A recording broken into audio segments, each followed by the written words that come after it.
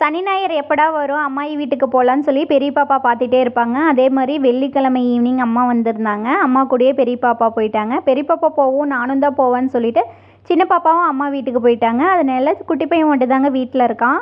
அவன் நல்லா தூங்கிட்டு இருந்தாங்க. காலையில் வாசல்லாம் தெளித்து விட்டுட்டு அதுக்கப்புறம் கோழிக்கெல்லாம் இற போட்டு விட்டு இருந்தாங்க. வாசல் வந்து மண் வாசலாக இருக்கிறதுனால தண்ணி தெளிக்காத அப்படியே கூட்டணுன்னாங்க. புழுதி பயங்கரமாக அடிக்குதுங்க. அதனால காலையில் தண்ணி தெளித்து விட்டுட்டேன். கொஞ்சம் வாசல் காஞ்சதுக்கப்புறம் தாங்க கூட்டி விடணும். இந்த பேசனில் இருக்கிற காய்ங்க விதைக்காய்க்காக எடுத்து வச்சுருக்குங்க. வெங்காயம் எரியும் போதே கொஞ்சம் சின்ன காயாக வந்துச்சுன்னா அது தனியாக எடுத்து வச்சிட்டோம்னா அது விதைக்காயிருன்னு சொல்லிட்டு தனியாக எடுத்து வச்சுருக்கேங்க. அதெல்லாம் எடுத்துகிட்டு போய் ஒரு இடத்துல காய வச்சுட்டு அதுக்கப்புறம் அள்ளி வைக்கணுங்க. இந்த காயெல்லாம் அரியறதுக்காக போட்டு வச்சுருக்கேங்க. நேற்று ஈவினிங் வந்து கொஞ்சம் தாங்க அரிஞ்சோம். இன்னும் இவ்வளோ வெங்காயம் இருக்குதுங்க. காட்டில் இன்னுமே வெங்காயம் இல்லைங்க. இவ்வளோ தான் கடைசி ஆகிடுச்சு. இனிமேல் காட்டு வேலை ஓரளவுக்கு முடிஞ்சிருச்சுங்க. காட்டு வேலை அதிகமாக இருக்கிறதுனாலங்க துணி வந்து துவைக்கவே முடியலங்க. 2-3 நாளுக்கு ஒரு டைம் தான் துணி துவைக்கிற மாதிரி இருக்குது.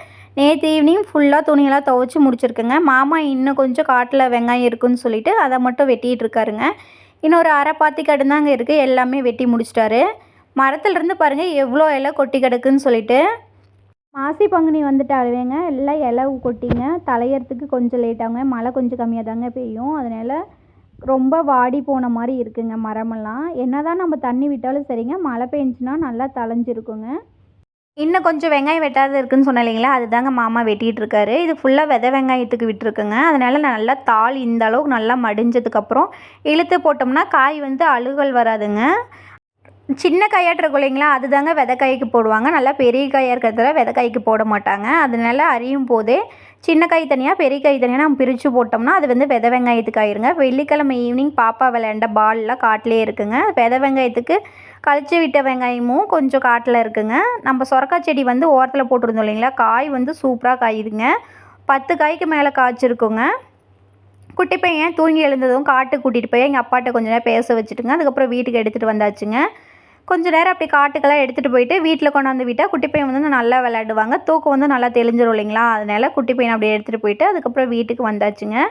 டெய்லியுமே ட்ரெஸ் துவைச்சி போட்டுருவாங்க. இந்த வெங்காயம் வெட்டத்துலேருந்தே இந்த 1 மாதமாக ட்ரெஸ் வந்து டெய்லி துவைக்கவே முடியலங்க. 2-3 நாள் சேர்த்து வச்சு துவைக்கிற மாதிரி இருக்குங்க. அதனால் ட்ரெஸ் வந்து இவ்வளோ ட்ரெஸ் சேர்ந்து போயிடுதுங்க. வீட்டில் வந்து எனக்கு எந்த வேலை முடியுதோ இல்லையோ ட்ரெஸ் வந்து ஃபுல்லாக துவைச்சி போட்டுருந்தேங்க. அப்போ தாங்க எனக்கு நிம்மதியாக இருக்கும். டெய்லியுமே ட்ரெஸ் வந்து துவைச்சி போட்டுருவேன். அந்த ட்ரெஸ் துவைச்சி போட்டுனாவே வீட்டு வேலை வந்து முக்கால்வாசி முடிஞ்ச மாதிரி இருக்குங்க. குட்டி பையனை கூட்டிக்கிட்டு அதுக்கப்புறம் வீட்டுக்கு வந்தாச்சுங்க. வீட்டுக்கு வந்து சாப்பாடு வச்சு விட்டுட்டு குக்கரில் தாங்க இன்றைக்கி வச்சு விட்டேன். வச்சு விட்டுட்டு முட்டை கிரேவி மாதிரி அப்படியே செஞ்சுருந்தேங்க. போன வாரம் தாங்க நான்வெஜ் எல்லாம் செஞ்சோம். அதனால் இந்த வாரம் செய்யலைங்க. இந்த இடையிலக்கு இது ஏதோ ஒரு நாளைக்கு செஞ்சுக்கலான்னு சொல்லிட்டு விட்டாச்சுங்க.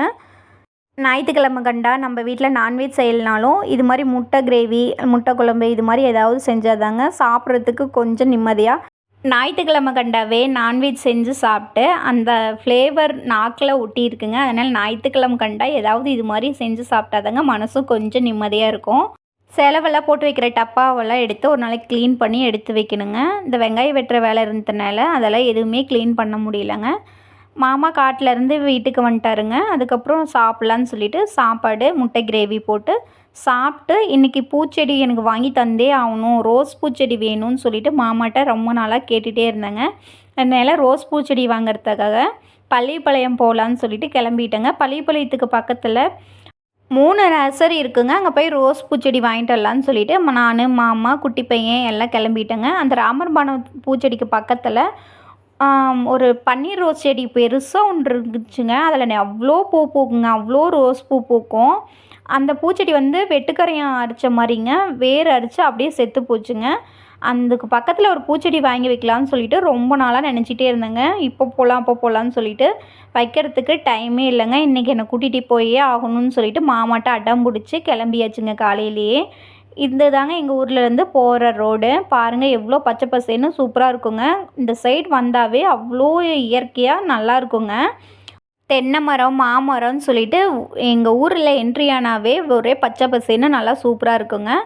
இந்த பைபாஸ் வந்துங்க கோயம்புத்தூர் போடுற பைபாஸ் ரோடுங்க. இதில் வந்து கட்டாகி அதுக்கப்புறம் நம்ம வந்து பள்ளிப்பாளையம் மேம்பாலத்துக்கு வந்தாச்சுங்க. இந்த 2 சைடுங்க அவ்வளோ பச்சை பசேன்னு பார்க்கவே அவ்வளோ சூப்பராக இருந்துச்சுங்க. அவ்வளோ தாமரை கொடி, அள்ளிக்கொடின்னு சொல்லிட்டு ரொம்ப சூப்பராக இருந்துச்சுங்க.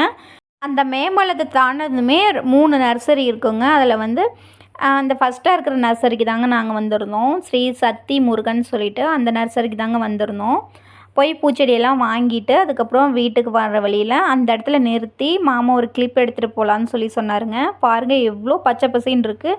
பார்த்தா அந்த ஆறு மாதிரியே தெரியலங்க, அவ்வளோ பச்சை பசேன்னு சூப்பராக இருந்துச்சுங்க. இது வந்து 7 டேஸ் செடி ஒன்றும், அப்புறம் பன்னீர் ரோஸ் செடி ஒன்றும் வாங்கிட்டு வந்துருந்துங்க. அதுக்கப்புறம் பப்பாளி மரம் ஒன்று, அதுக்கப்புறம் திராட்சை செடி, கருப்பு திராட்சை இருக்கு இல்லைங்களா, அந்த செடியும் வாங்கிட்டு வந்துருந்தேங்க.